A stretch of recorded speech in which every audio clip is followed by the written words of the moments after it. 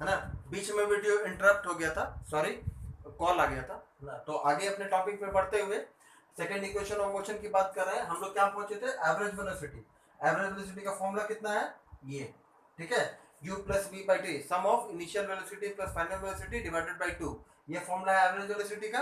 और time T, T क्यों लिए है, एक्सीलरेशन कितने देर तक लगाया गया है, टाइम टी तक। तो इस टाइम टी के दौरान जितने देर तक एक्सीलरेशन लगाया गया है उतनी देर के दौरान मूविंग ऑब्जेक्ट का डिस्टेंस कवर्ड कितना होगा। इसी के लिए ना हम लोग सेकंड इक्वेशन ऑफ मोशन लेके चल रहे हैं। हम लोग को क्या फाइंड आउट करना है कि जब तक एक्सीलरेशन लगाया गया उस दौरान में ऑब्जेक्ट कितना डिस्टेंस कवर किया। टाइम टी तक एक्सीलरेशन ऑब्जेक्ट के ऊपर टाइम टी पीरियड के दौरान, टी टाइम के दौरान उसके ऊपर एक्सीलरेशन लगाया गया है ना। एक्सीलरेशन कितने देर लगाया गया, टाइम टी तक लगाया गया है ना। तो टाइम टी के दौरान जितने देर उस ऑब्जेक्ट के ऊपर एक्सीलरेशन लगाएंगे, ऑब्जेक्ट मोशन में है, तो उस टाइम बीतते हुए समय के दौरान जितने दौरान ऑब्जेक्ट के ऊपर एक्सीलरेशन काम कर रहा था उस दौरान ऑब्जेक्ट को कुछ certain amount of distance cover करेगा। उसी डिस्टेंस को हम लोग फाइंड आउट करने के लिए second equation of motion utilise करते हैं, ठीक है।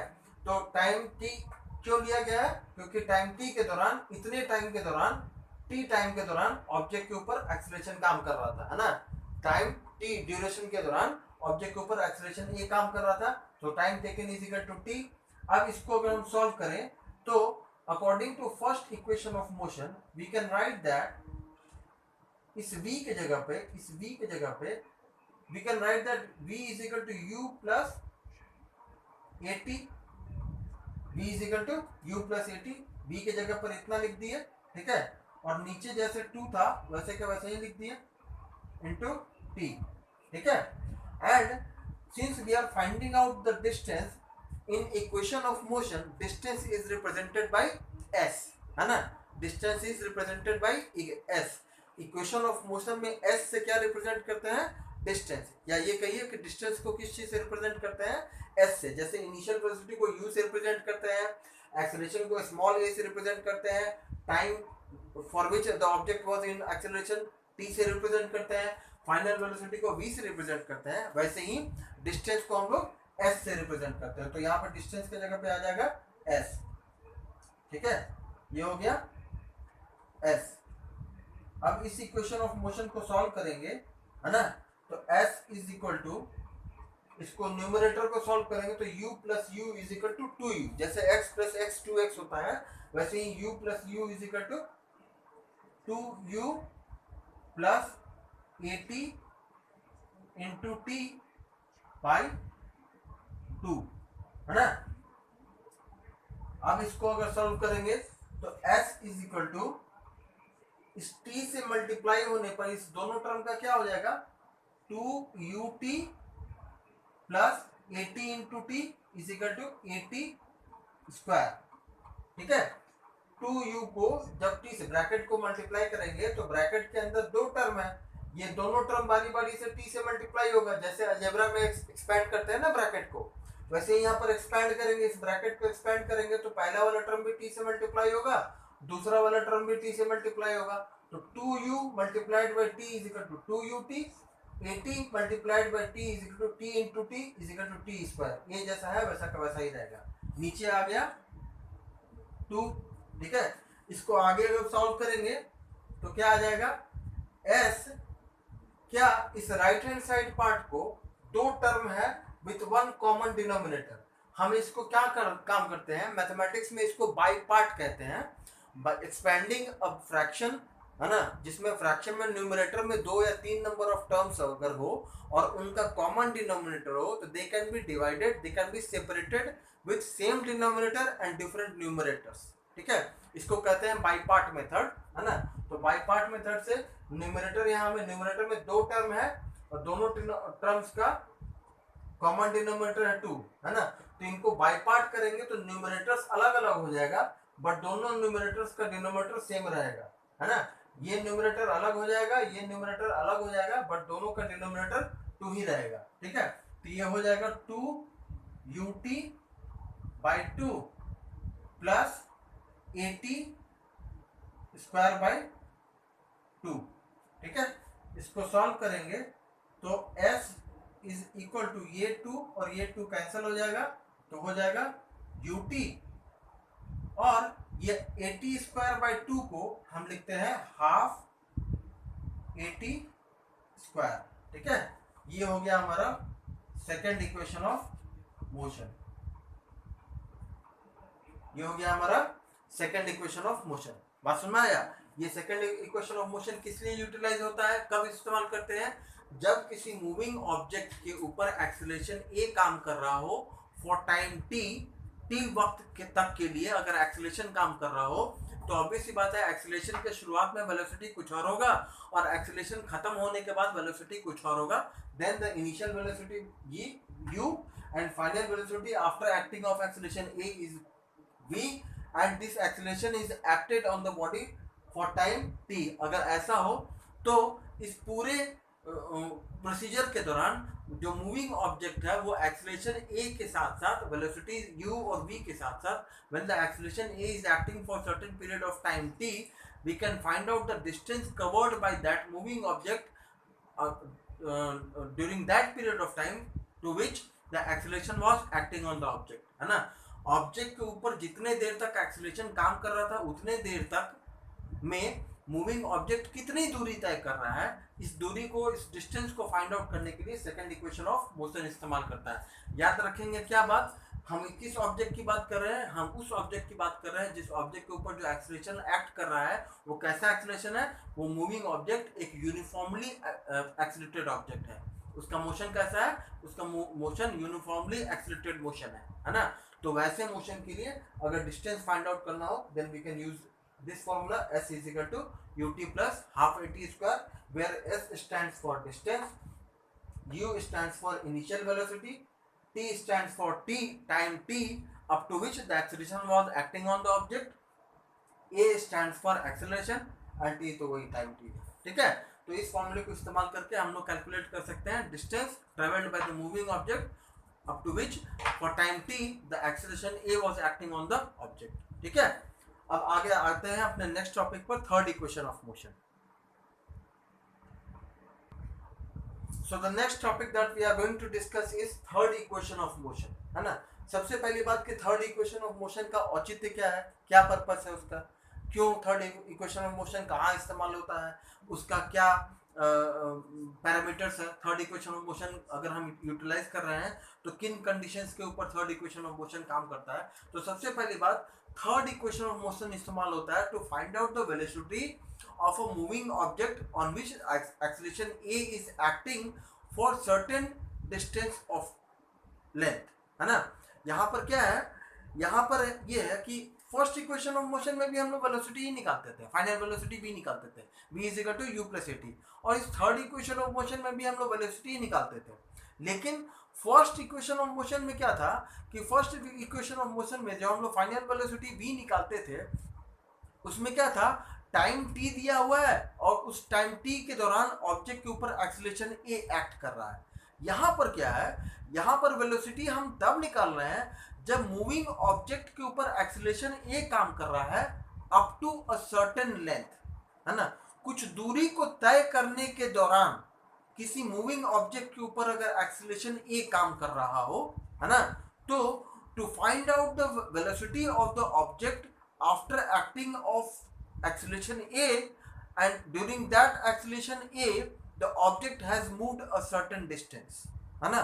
और यहाँ पर क्या है, यहाँ पर टाइम नहीं दिया आपको, क्या नहीं दिया है, टाइम नहीं दिया है। तो कंडीशन क्या है, एक ऑब्जेक्ट है ना, वो पॉइंट ए से चलना शुरू कर रहा है ना। वहां पर जब उसके ऊपर पॉइंट ए पर एक्सीलरेशन लगना शुरू हुआ, है ना, पॉइंट ए पर उसके ऊपर एक्सीलरेशन लगना शुरू हुआ तो उस वक्त उसका इनिशियल वेलोसिटी था u, है ना। जब एक्सीलरेशन ए लगना शुरू हुआ तो एक्सीलरेशन ए लगते लगते ऑब्वियस सी बात है जब किसी मूविंग ऑब्जेक्ट के ऊपर एक्सीलरेशन लगेगा तो उसका वेलोसिटी बढ़ेगा, है ना। तो उस वेलोसिटी को बढ़ते बढ़ते पहुंच गया वेलोसिटी v, फाइनल वेलोसिटी हो गया v, है ना। बट यहाँ पर क्या दिया है, यहाँ पर टाइम नहीं दिया हुआ है कि एक्सीलरेशन जो है वो कितने देर तक काम कर रहा था, टाइम नहीं दिया है। क्या दिया है कि एक्सीलरेशन जो है वो मूविंग ऑब्जेक्ट के ऊपर जब काम कर रहा था ना उस दौरान वो मूविंग ऑब्जेक्ट इतना दूरी तय किया, कितना दूरी तय किया, वो दूरी तय किया s दूरी तय किया, है ना। मतलब हमारे पास टाइम दिया हुआ नहीं है, ठीक है। तो जब इक्वेशन ऑफ मोशन हम निकाल रहे हैं, थर्ड इक्वेशन ऑफ मोशन, तो वो थर्ड इक्वेशन ऑफ मोशन का कंडीशन क्या है, वो कहाँ पर इस्तेमाल होगा, ये पता होगा तभी ना हम उसका एप्लीकेशन उसको इस्तेमाल करेंगे कि कहाँ पर इस थर्ड इक्वेशन ऑफ मोशन को हमको यूटिलाइज करना है to solve a particular kind of numerical. ठीक है, तो यहाँ पर कंडीशन क्या है, एक ऑब्जेक्ट के ऊपर पॉइंट ए पर एक्सीलरेशन लगा, ऑब्जेक्ट पहले से मोशन में था, ठीक है, ऑब्जेक्ट मोशन में था, उसके ऊपर एक्सीलरेशन लगना शुरू हुआ पॉइंट ए पर से। जब एक्सीलरेशन लगना शुरू हुआ उस वक्त उसका इनिशियल वेलोसिटी था u। ठीक है, ऑब्वियस सी बात है, जब एक्सीलरेशन लगेगा तो एक्सीलरेशन लगने के कारण उसका वेलोसिटी बढ़ेगा, है ना। तो एक्सीलरेशन लगते लगते उसका इनिशियल वेलोसिटी u से पहुंच गया v, है ना। बट इस वेलोसिटी बढ़ने के दौरान क्या हुआ कि वो मूविंग ऑब्जेक्ट जो है वो कुछ दूरी तय किया, है ना, या ये कहिए कि जब जितने देर तक एक्सीलरेशन उस मूविंग ऑब्जेक्ट के ऊपर लग रहा था उस दौरान वो s डिस्टेंस कवर किया। क्या कवर किया, s डिस्टेंस कवर किया।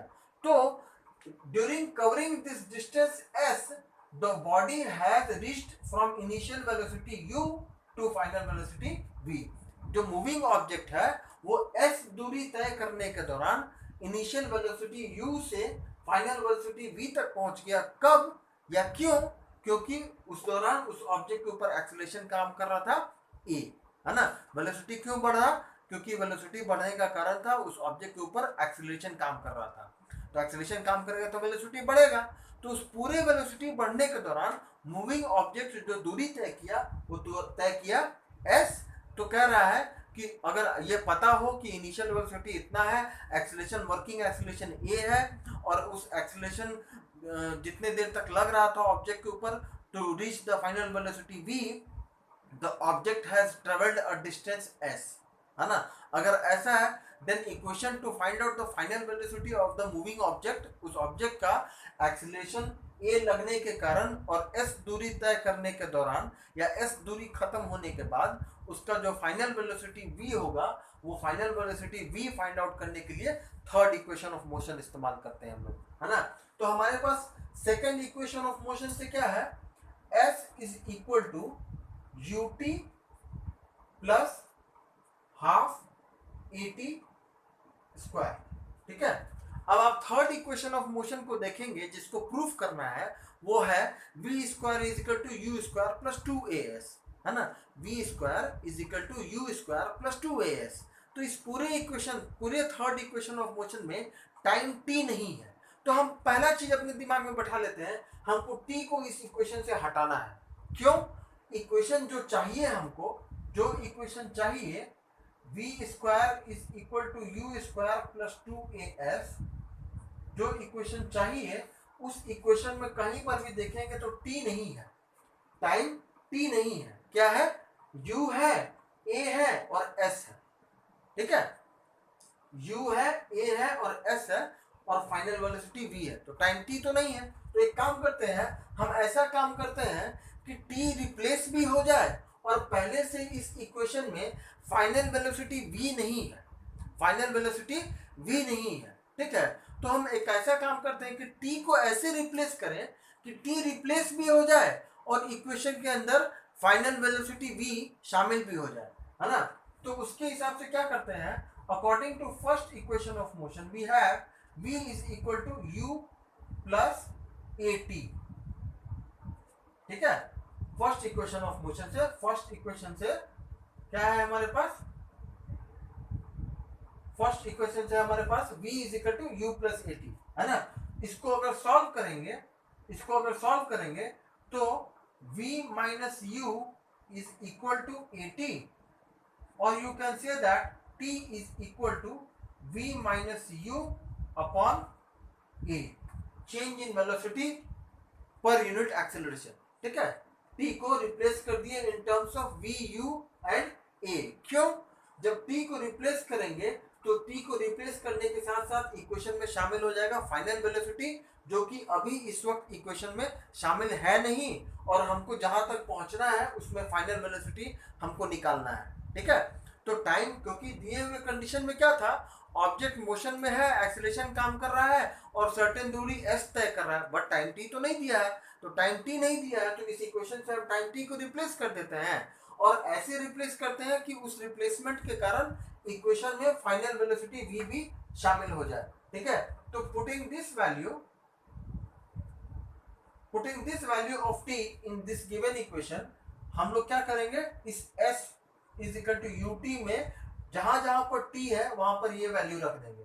ठीक है, तो u is equal to u t का वैल्यू कितना है, v minus u upon a। ठीक है, plus half a t square मतलब इसको थोड़ा सा छोटा कर देते हैं,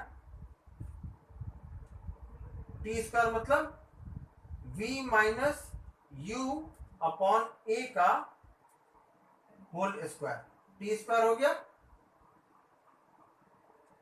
ठीक है, half a t square, t का वैल्यू है इतना तो टी का स्क्वायर हो गया। ठीक है, अब क्या करना है, आप कुछ ना, अब इस इक्वेशन को सॉल्व कर लीजिए। s is equal to u into v, u v minus u square by a, और यहां पर लास्ट में नीचे डिनोमिनेटर हो जाएगा 2 इंटू ए 2a, और ऊपर में हो जाएगा, सॉरी यहाँ पे स्क्वायर करेंगे तो a स्क्वायर हो जाएगा, इससे यहाँ पर a स्क्वायर हो जाएगा। ठीक है, ब्रैकेट के अंदर a है ना, उसका एक्सपोनेंट है 2, यहाँ पे एक्सपोनेंट है 2, तो a का भी स्क्वायर होगा, v माइनस यू का भी स्क्वायर होगा, है ना। फिर मल्टीप्लाइड बाई ऊपर में न्यूमरेटर में हो जाएगा v माइनस यू का होल स्क्वायर। ठीक है, अब इसको सॉल्व करेंगे तो s is equal to u v minus u square by a, plus ये ब्रैकेट को ओपन करेंगे तो a माइनस बी के होल स्क्वायर पर है, तो उसको एक्सपैंड करते हैं, है ना। a minus b whole square मतलब v square plus u square minus 2 u v, इस ब्रैकेट को ओपन किए, a माइनस बी के होल स्क्वायर पर एक्सपैंड कर दिए, बाई नीचे हो जाएगा 2a स्क्वायर। ठीक है, अब अगले स्टेप में यहां पर है a, और यहां पर a स्क्वायर और a जो है वो a और ये स्क्वायर कैंसिल हो जाएगा, है ना। ऊपर में एक a, नीचे 2 बार a है, तो एक a जो है नीचे 2 बार वाले a में से एक a से कैंसिल हो जाएगा, तो स्क्वायर को हम कैंसिल कर दिए a से, अभी a बचा हुआ है। ठीक है, उसको ऐसे समझिए कि a स्क्वायर को हम a इंटू a लिख दें, ये जो a स्क्वायर लिखा हुआ है उसको a इंटू a लिख दें, तो ऊपर वाला एक a नीचे वाले एक a से कैंसिल हो गया, तो क्या बच गया 2a, और यहाँ पर डिनोमिनेटर है a, तो दोनों का एलसीएम लेंगे तो एलसीएम आ जाएगा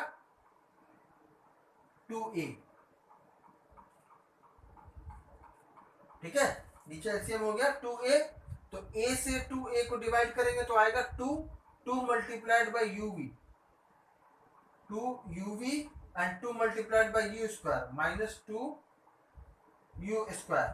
ठीक है, इस ऊपर वाले न्यूमरेटर को 2a से 2a को डिवाइड करेंगे तो आएगा 1 multiplied by this whole bracket is equal to the same, जो ब्रैकेट को ओपन करेंगे जैसा है वैसा का वैसा ही रह जाएगा, क्योंकि ये each term multiplied by 1 is equal to same. ठीक है, तो ये हो गया 2uv। ठीक है, 2a से 2a को डिवाइड किए तो आया 1 से इस पूरे ब्रैकेट को मल्टीप्लाई करेंगे, इस पूरे ब्रैकेट को मल्टीप्लाई करेंगे तो हर एक टर्म जो है वो 1 से मल्टीप्लाई होने पर जितना है उतना का उतना ही रह जाएगा, और ब्रैकेट के बाहर साइन है प्लस, तो हर एक टर्म को साइन के साथ, जो साइन अंदर है ब्रैकेट के उसी साइन के साथ ब्रैकेट को ओपन कर दिए। अब देखिए ये 2ub है, ये माइनस 2ub है, 2ub माइनस 2ub कैंसिल, है ना। ये v स्क्वायर है, जैसा है इसको वैसा का वैसा ही छोड़ देते हैं, और ये 2a को इस तरफ ले आते हैं तो हो जाएगा 2as, और राइट हैंड साइड में हो जाएगा v स्क्वायर, ये माइनस 2u स्क्वायर है प्लस u स्क्वायर है, तो हो जाएगा माइनस u स्क्वायर। ठीक है, ये माइनस 2u स्क्वायर था, ये प्लस 1u स्क्वायर था, तो इन दोनों को सॉल्व करेंगे तो माइनस u स्क्वायर बचेगा, वो यहाँ लिख दिए, है ना। अब इसको जब सॉल्व करेंगे या रीअरेंज करेंगे तो इस टर्म को इस तरफ ले आते हैं, तो v square is equal to u square plus 2as, ये हो गया आपका third equation of motion, third equation of motion, है ना, third equation of uniformly accelerated motion, है ना। इस इक्वेशन का इस्तेमाल कहाँ होगा? इस इक्वेशन का इस्तेमाल हम उस ऑब्जेक्ट के ऊपर करेंगे जिस ऑब्जेक्ट के ऊपर एक्सीलरेशन ए काम कर रहा था, और एक्सीलरेशन काम करने के दौरान वो moving object distance S cover किया, तो इस डिस्टेंस एस कवर करने के दौरान उसका वेलोसिटी इनिशियल वेलोसिटी u से फाइनल वेलोसिटी v तक पहुंच गया। तो formula to calculate this final velocity v when acceleration a was acting on a moving object of initial velocity u and the acceleration was acting on the object till the distance it covered is s, then final velocity v is given as v square is equal to u square plus 2as। ठीक है, ये है हमारा third equation of motion. आज आपका equation of uniformly accelerated motion खत्म हो गया, तीनों इक्वेशन ऑफ मोशन खत्म हो गया। First equation of motion last class में बताए थे, आज बाकी सेकंड इक्वेशन ऑफ मोशन और थर्ड इक्वेशन ऑफ मोशन बताए। ठीक है, अब जरूरत क्या है, इस तीनों इक्वेशन ऑफ मोशन का इस्तेमाल करके आप कैसे न्यूमेरिकल को सॉल्व करते हैं। ठीक है, न्यूमेरिकल को कैसे सॉल्व करते हैं, तो बहुत सारा सैंपल प्रॉब्लम दिया हुआ है आपको, उस सैंपल प्रॉब्लम को पहले सॉल्व करिएगा। उस सैंपल प्रॉब्लम को सॉल्व करके कंसेप्ट को सीखिएगा कि इक्वेशन ऑफ मोशन को कब, कैसे और किस परिस्थिति में इस्तेमाल करते हैं। फर्स्ट इक्वेशन ऑफ मोशन इस्तेमाल करने का कारण कुछ और था, सेकंड इक्वेशन ऑफ मोशन इस्तेमाल करने का कारण कुछ और था जो कि आज हम एक्सप्लेन किए आपको, और थर्ड इक्वेशन ऑफ मोशन इस्तेमाल करने का सिचुएशन कुछ और है। मतलब तीनों सिचुएशंस में अंतर क्या है, तीनों सिचुएशंस में दिया हुआ informative data and moving object का कंडीशन, है ना, मूविंग ऑब्जेक्ट के ऊपर तीनों में ही एक्सीलरेशन एक्ट कर रहा है। तीनों इक्वेशन ऑफ मोशन में object is uniformly accelerated, obvious सी बात है, यूनिफॉर्मली एक्सीलरेटेड मतलब ऑब्जेक्ट के ऊपर एक्सीलरेशन एक्ट कर रहा है ना। लेकिन तीनों इक्वेशन ऑफ मोशन को जब हम न्यूमेरिकल सॉल्व करने के लिए इस्तेमाल करेंगे तो सिचुएशंस का एनालिसिस करना और किस इक्वेशन को कब इस्तेमाल करेंगे, यही मेन आर्ट है। ठीक है, यही इसका बेस्ट एप्लीकेशन पॉसिबल है ना। तो हमको इक्वेशन ऑफ मोशन कब, कैसे, किस तरीके से इस्तेमाल करना है ताकि वो इक्वेशन ऑफ मोशन हमको रिक्वायर्ड क्वांटिटी को फाइंड आउट करने के लिए इस्तेमाल किया जा सके। जैसे आप बोल सकते हैं कि फर्स्ट इक्वेशन ऑफ मोशन में भी v is equal to u plus at, मतलब फाइनल वेलोसिटी निकालने के लिए इस्तेमाल किया जाता है ना। सेकंड इक्वेशन ऑफ मोशन में भी फाइनल वेलोसिटी ही निकालते हैं, लेकिन दोनों में बहुत अंतर है। फर्स्ट इक्वेशन ऑफ मोशन में इनिशियल वेलोसिटी दिया होता है, acceleration was acting on the object and acting object के ऊपर एक्सीलरेशन कितने देर तक काम कर रहा है ये दिया हुआ था, तो हम फर्स्ट इक्वेशन ऑफ मोशन इस्तेमाल करेंगे।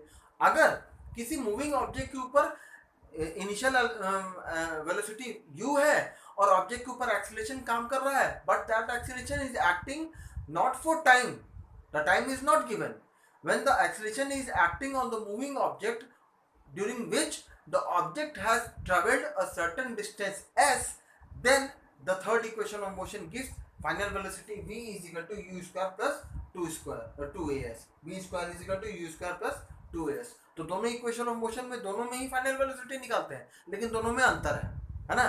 सेकंड इक्वेशन ऑफ मोशन किस लिए इस्तेमाल करते हैं, डिस्टेंस निकालने के लिए इस्तेमाल करते हैं। डिस्टेंस कैसे निकालेंगे, ऑब्जेक्ट के ऊपर एक्सीलरेशन एक्ट कर रहा है, जब एक्सीलरेशन एक्ट करना शुरू किया उस वक्त उसके ऊपर इनिशियल वेलोसिटी u था, और एक्सीलरेशन जब काम किया तो जितने देर तक काम किया वो टाइम t था, और एक्सीलरेशन एक्ट करने के कारण टाइम t तक ऑब्जेक्ट का वेलोसिटी जो है इनिशियल वेलोसिटी u से फाइनल वेलोसिटी v तक पहुंच गया। तो इस पूरे प्रक्रिया के दौरान वो कुछ दूरी तय करेगा, उस दूरी को फाइंड आउट करने के लिए हम सेकंड इक्वेशन ऑफ मोशन इस्तेमाल करते हैं। ठीक है, तो ये हो गया हमारा तीन equation of motion for uniformly accelerated object, है ना। तो याद रखिएगा ये तीनों इक्वेशन ऑफ मोशन कब इस्तेमाल करेंगे, उन ऑब्जेक्ट के ऊपर इस्तेमाल करेंगे जिसका एक्सीलरेशन यूनिफॉर्म हो। यूनिफॉर्मली एक्सीलरेटेड मोशन के लिए ये तीनों इक्वेशन ऑफ मोशन इस्तेमाल करते हैं। ये जो हम आपको बताया, this is called the analytical method to derive the three equations of uniformly accelerated motion, है ना। इन्हीं तीनों इक्वेशन को डिराइव करने के लिए एक और मेथड है, that is called graphical method, है ना। ग्राफिकल मेथड इस्तेमाल होता है, उसकी चर्चा हम लोग आगे करेंगे। आज के लिए आपका वर्क है, क्योंकि इक्वेशन ऑफ मोशन खत्म हो गया है, बहुत इंपॉर्टेंट टॉपिक है, इस चैप्टर का मोस्ट इंपॉर्टेंट टॉपिक है। इस टॉपिक से संबंधित बहुत सारा इनफाइनाइट नंबर ऑफ न्यूमेरिकल्स हो सकता है। आपका काम है सैंपल प्रॉब्लम में दिए हुए न्यूमेरिकल्स को सॉल्व करिएगा, उसको सॉल्व करने के बाद जो एक्सरसाइज में कुछ क्वेश्चन दिया हुआ होगा उसको सॉल्व करिएगा। जो क्वेश्चन बन गया बहुत अच्छी बात, जो क्वेश्चन नहीं बनेगा न्यूमेरिकल जरूर बनाइएगा, जरूर जरूर जरूर बनाइएगा। अगर न्यूमेरिकल नहीं सॉल्व करते हैं, आप डाउट्स नहीं क्लियर करते हैं, तो इसको पढ़ने का कोई फायदा नहीं है ना, इसको पढ़ने का कोई फायदा नहीं है। क्यों? अगर न्यूमेरिकल अगर इक्वेशन डिराइव करने के लिए आ गया तो बहुत आसान है, लेकिन अगर इस इक्वेशन के ऊपर डिपेंडेंट न्यूमेरिकल आ गया वो आपसे बनेगा नहीं। क्यों? आपको नियम तो पता है पर नियम को इस्तेमाल करने का जगह नहीं पता है, एप्लीकेशन नहीं आता है। तो एप्लीकेशन नहीं आएगा तो आपके पास ऑप्शन क्या रह गया? ऑप्शन एक ही रह गया कि अगर बस यही आएगा तो आप सॉल्व कर पाइएगा या डिराइव कर पाइएगा इक्वेशन को, लेकिन इससे संबंधित अगर न्यूमेरिकल सॉल्व करने के लिए आएगा तो वहाँ पे हवा निकल जाएगी। बात समझ में आ गया? मतलब परिस्थिति खराब हो जाएगी। ठीक है, तो आपको न्यूमेरिकल भी आना चाहिए और इक्वेशन का डेरिवेशन भी आना चाहिए। मतलब इस टॉपिक से संबंधित इक्वेशन ऑफ मोशन से संबंधित क्वेश्चन क्या हो सकता है? First equation of motion derive करिए, second equation of motion derive करिए, third equation of motion derive करिए, या इन तीनों इक्वेशंस के ऊपर डिपेंडेंट न्यूमेरिकल भी आ सकता है। तो दोनों में से आइदर और आइदर करके आएगा, है ना, दोनों में से कोई एक। ठीक है, तो ये बहुत इंपॉर्टेंट टॉपिक है। सॉल्व एग्जाम्पल के क्वेश्चंस को सॉल्व करिएगा और उससे संबंधित एक्सरसाइज के भी क्वेश्चन को बनाइएगा। जो क्वेश्चन बन गया बहुत अच्छी बात, आप जो भी क्वेश्चन नहीं बनेगा हमसे पूछ लीजिएगा, अगली क्लास में हम आपको एक्सप्लेन कर देंगे। ठीक है, न्यूमेरिकल्स के ऊपर ध्यान रखिएगा, अपना ध्यान रखिएगा, पढ़ाई करते रहिएगा और आगे जैसे ऐसे सब्जेक्ट्स का आपके पास इंफॉर्मेशन जाएगा, अपना पढ़ाई जारी रखिएगा। ठीक है, कल मिलते हैं फिर नए टॉपिक के साथ। Thank you.